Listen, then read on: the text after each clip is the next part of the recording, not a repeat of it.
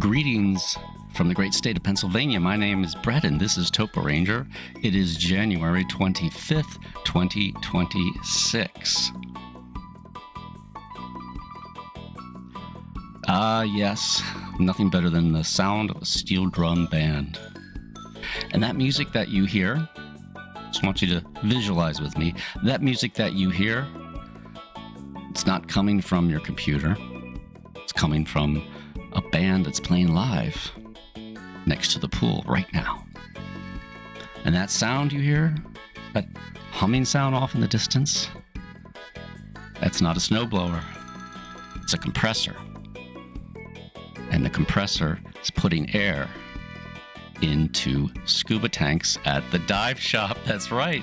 And maybe you're going to go for a dive. Maybe you're going to go free diving. Maybe you're going to go snorkeling. Or maybe you're more of a landlubber, right? And you just like hanging out at the beach, drinking those frosty drinks. Make sure you use SPF 1000, right? And then what happens usually at the end of the day, you go back to the room, okay? Take that shower, then you come out, right? Dry yourself off with a nice, super soft terry cloth towel, right? Rub your whole body with lotion, put your clothes on. Maybe you go out for a dinner. Maybe you find yourself back at the beach. But that feeling you get when you get out of the shower there after a long day of sun and fun, right? I want you to just hold on to that for a second, because the bitter truth is that none of us, well, I mean, I guess you could be in the Caribbean right now or in the islands right now, but I am not. I am here, and I am in Pennsylvania, and I'm looking outside my window, and what do I see?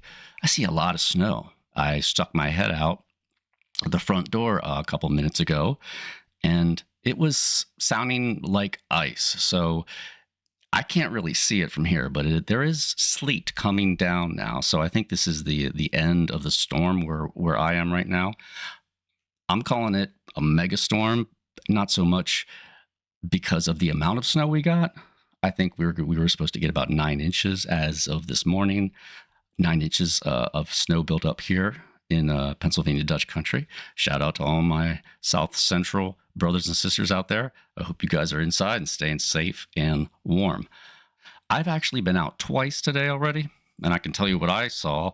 In the morning, I went out and I shoveled my way up to the vehicle, which I put at the top of the driveway. And I went out probably about 10 o'clock in the morning, and it was pretty bad. There was nobody out. I was lucky enough to get behind a snowplow for a portion of my journey. I had to go get some coffee. Everybody at Rutter's was just, they were just bored out of their mind because there was really nobody there. And the roads were, they were pretty dicey. I got stuck once, but it wasn't because I was really stuck. It was because I had not negotiated a corner properly, and I didn't have enough speed to go up a small hill in my neighborhood. And then I went out a couple hours later to shovel, and it was still coming down quite heavy, quite windy. The visibility was not that good. And I did a fair amount of shoveling. I came back. And like I said, I stuck my head out a couple minutes ago, and it's sleet, it's freezing rain, I think, at this point. You can hear it hitting the top of the snow, which I think is frozen. And the snow is heavy. It's heavy. It's not a powdery snow anymore. So if you're putting off going out there and shoveling anything till tomorrow, and you're in this part of the country, get ready, because it's going to be heavy. Remember, lift with your knees, right? Not your lower back. So I figured what we would do today is I went through some news. It's pretty much your standard kind of snowstorm news. I did say yesterday that I'm worried about ice, and I think that might be the story. And maybe we'll do a video about that tomorrow if it does hit really bad. I was worried about particularly the people in the South who are not used to this kind of ice. But the fact that it was a big storm, like I said, I had labeled it a megastorm. Now I did not get permission from the Weather Bureau to name it a megastorm. I'm just calling it a megastorm because it's just, I like calling things mega. And it is a megastorm, truly, like I said before, in as much as it's touching 2/3 of the country to one degree or another. That's a big storm. So my mind immediately thought, well, what's the biggest storm ever? What's the biggest storm ever, at least in the United States? So what we're going to do for this episode is we're going to read over this article, "The Worst Snowstorms in History" by Sarah Hopkins. And this came out January 8th in 2026. So it's pretty recent. And I don't really know that much about the history of the snowstorms, but this gives a nice synopsis of what went on with each one. And I also highlighted what I thought would be the most interesting from this. So first thing you have to know is that the biggest snowstorm, at least based upon the parameters that they're setting in this article, was the Great Blizzard of '88. Okay, it was also known as the Great White Hurricane. It sounds like a Ted Nugent song, right? Or Amboy Dukes. It was known as the Great White Hurricane, the Great Blizzard of 1988. It was in March of that year. There was as much as 55 inches of snowfall. The entire area from Washington, D.C. to Maine suffered. Brutal winds, massive snowdrifts, and catastrophic damage. It was a 3-day blizzard, and over 400 people were killed, which to me sounds like a lot. You'd have to get a really, really horrible storm maybe to hit those. Though I don't know, I don't know. I think, again, the ice down south would probably, unfortunately, cause more fatalities than anything up here in terms of the snow, because a foot of snow is a lot of snow here, but it's not like we have never had it, and we have what it takes to get out of a foot of snow. Which is, we didn't even get a foot with this one. But down there, I don't think they can deal with much, an inch of snow. Now, I don't know if you guys remember, but it was several years ago at this point, there was a freak ice storm, cold front, some type of freak weather incident that plunged Texas into a deep freeze. And down there, that never happens, or it happens very rarely. This was, if I remember correctly, this one was a particularly bad example of one of those, and it just wreaked havoc on the area because they just simply are not prepared for that. So that's what I'm thinking about when I think about the down south. I did not look up anything about the ice as of today. Like I said, maybe tomorrow we'll do it. I'm kind of waiting to see what's going to happen.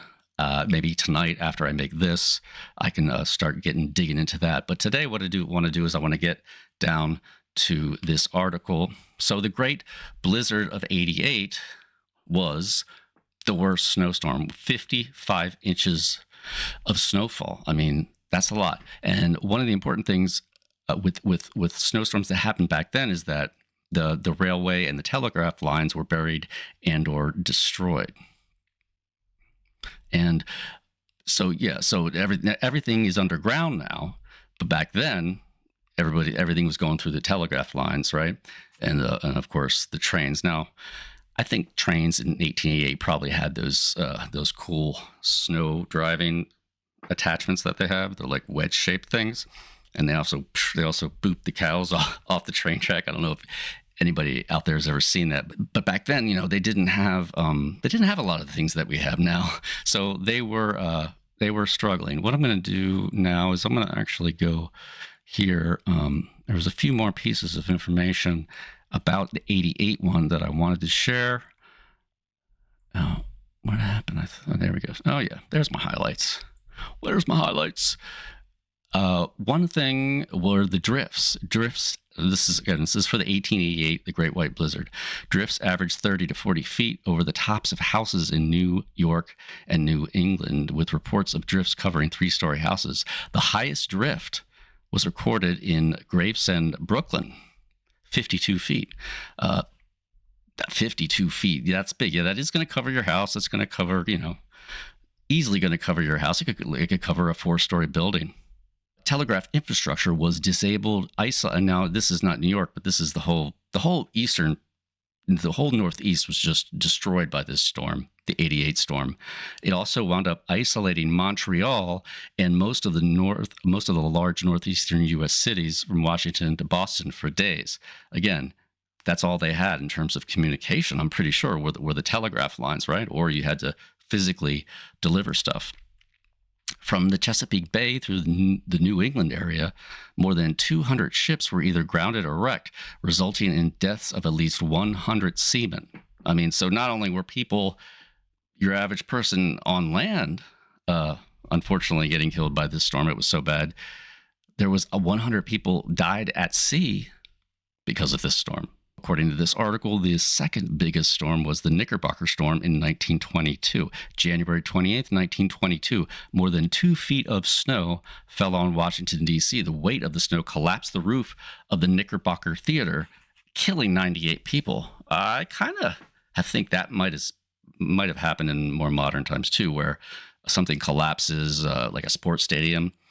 I'm thinking back, I saw a clip of a sports stadium's roof that collapsed during a big snow event. I don't think anybody was hurt, thank God, but it was so things still do collapse sometimes, though. To this day, the Knickerbocker storm holds the record for the most snowfall in DC. I mean, DC doesn't really get snowfall usually, right?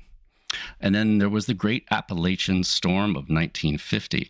Thanksgiving weekend, 1950, as much as 62 inches of snow blasted the central Appalachians. Temperatures became unseasonably warm, which led to extensive flooding from the snowmelt. There was at least 160 fatalities stemming from the Great Appalachian Storm of 1950.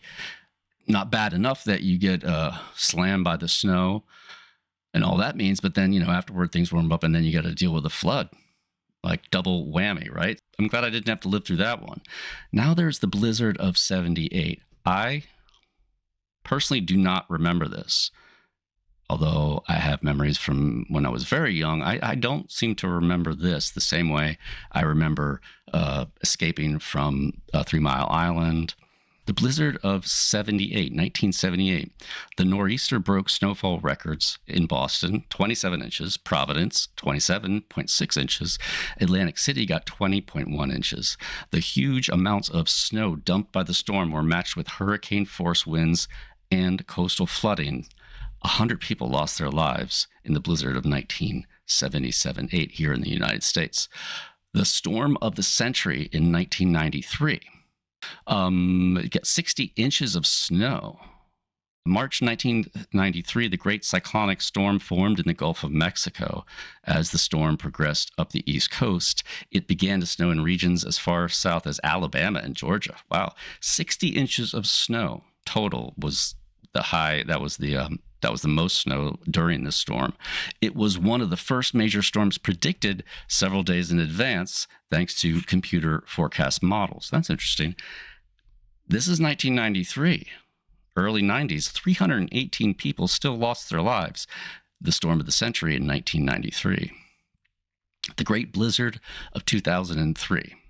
Great Blizzard of 2003 swept across the Mid-Atlantic and the Northeast, many areas getting up to 2 feet of snow. Snowmageddon, 2010. In February of 2010, 2 blizzards, one on February 4 to 7 and another one on February 9 to 11, hit within just days of each other. It wreaked havoc across the country and killed 41 people in the U.S. and Mexico. Snowmageddon. I'm sure there are lots of videos about Snowmageddon because that was 2010. And then you had Snowzilla. 2016, January 2016 blizzard hailed as Snowzilla. Snow fell in areas as far south as Georgia and Alabama, and even in the Florida Panhandle. Hail, wind gusts, and whiteout conditions. 55 people lost their lives. Maximum height of 42 inches in terms of depth in Glengarry, West Virginia. 42 inches. And what was the first one? The 88 storm was 55 inches. I mean, it's hard to even kind of imagine that. And then we have December 2022 North American winter storm. According to this article, that storm was a bomb cyclone, and I'm not quite sure what that is. We'll have to figure that out. And it buffeted the Midwest and the Great Lakes regions with blizzard conditions, even dumping as much as 55 inches of snow in Buffalo, New York. 106 people across the United States and Canada lost their lives in that one. So we're back up into bigger numbers in terms of fatalities. So I guess there's a lot of different variables that go into something like this that makes you can have equivalent snowfall, but one storm can be a whole bunch more deadly. So those were a list of the baddest, the worst storms, at least according to that writer.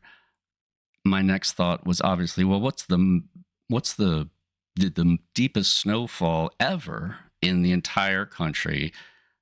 Not even necessarily has to be a storm, but what's the deepest snowfall? So I typed in what is the deepest snowfall, and it's categorized. The deepest snowfall and accumulation records in the United States are categorized by duration, single-day events, individual storms, or entire seasons. The greatest single-season snowfall, meaning a regular season, a winter in the mountains, was Mount Baker, which I think is in Oregon or Washington, right? Mount Baker. And in one season at Mount Baker, they had 95 feet of snow. 90, yeah.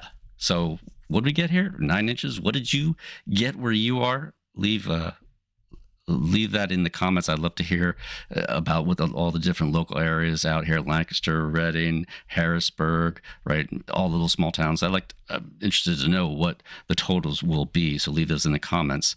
Recorded during the 1998-1999 season, this remains the world record for the most snowfall in a single season at one location. So that's not only a record for the United States, it's also a record for the world. 95 feet. Cumulative, though. This is not one storm. This is, over a whole season, a whole winter season. Cumulative amount.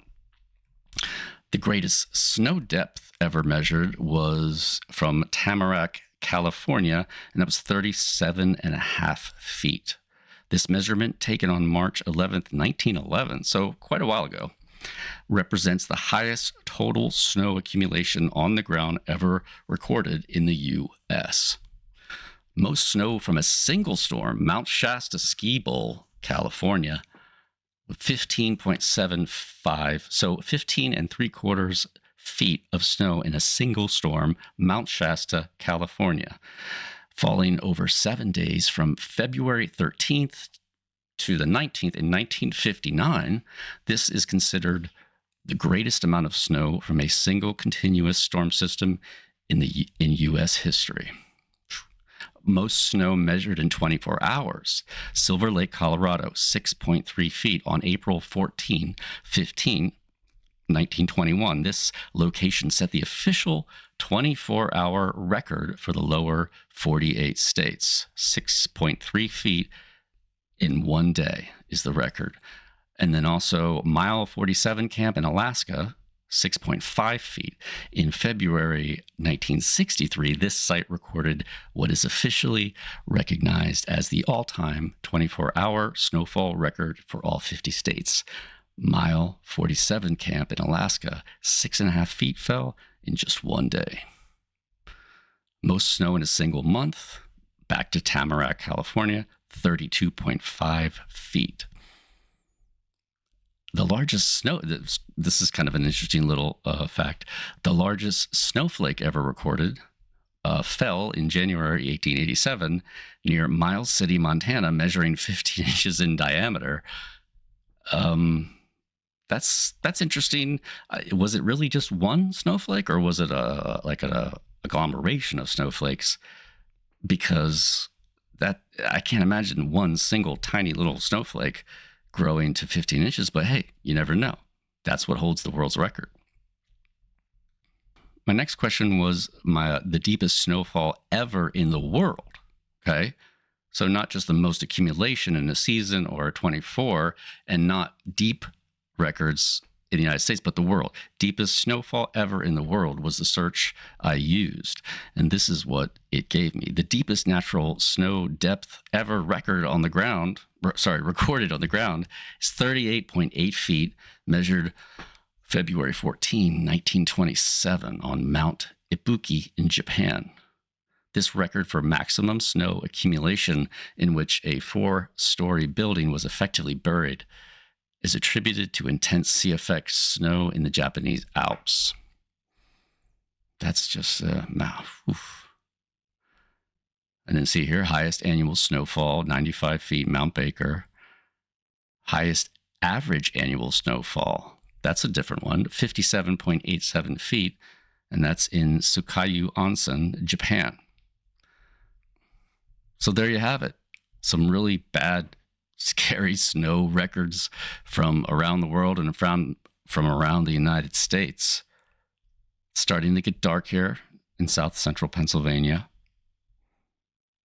It's probably still sleeting out there. So like I said before, to everybody who's being affected by this storm, please be safe out there. And if you like this video, leave a comment. Let me know, if you got snowed on, or maybe you're just going to get iced on. But like I said before, we are going to check into that, and maybe tomorrow we'll do a video about the ice if that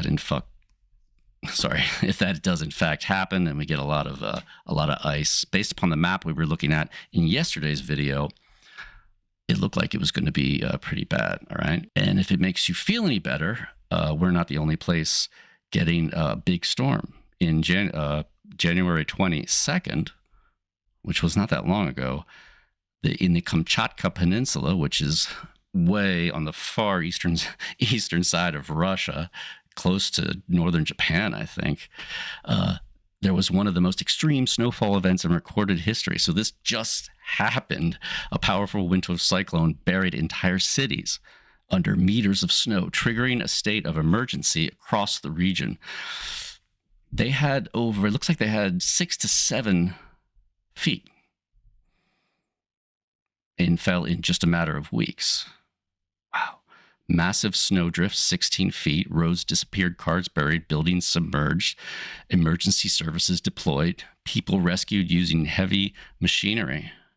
And this is kind of what it looks like in Kamchatka. This is from Festive Streets, is the name of this channel, and they have some footage of what it's like in Kamchatka, in peninsular Russia, the Kamchatka Peninsula. Try saying that fast.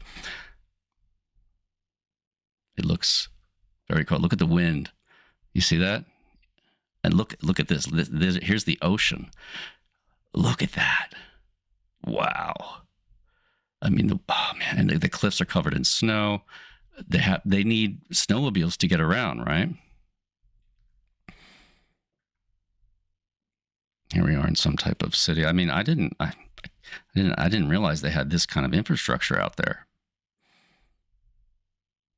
But this is high, though. This is very high. Oh, look at the birds. This is very high in terms of the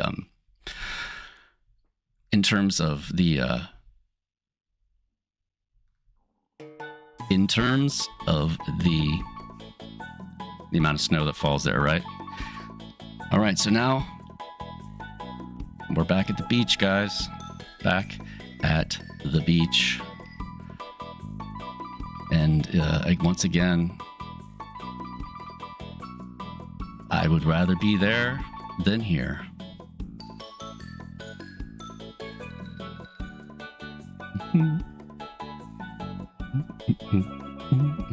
You know, the water's probably, what, 88? I think the warmest water, the warmest ocean water I was ever in was 88. And it was, during the day, it was almost too warm. But at night, it was great because it would get a little, the air would get cooler, and then you go into the water, and the water is just feels warm compared to the night air, right? Especially if you're already wet and you get a little bit of wind. That was, that's my safe space. That's where I want to go. That's where I want to be. And doesn't this song kind of sound like Save the Last Dance for me? All right. Well, I hope you made it through the storm, and I hope you're doing good. Let's be safe out there, all across this great land of ours. My name's Brett, and I'll see you in the next episode.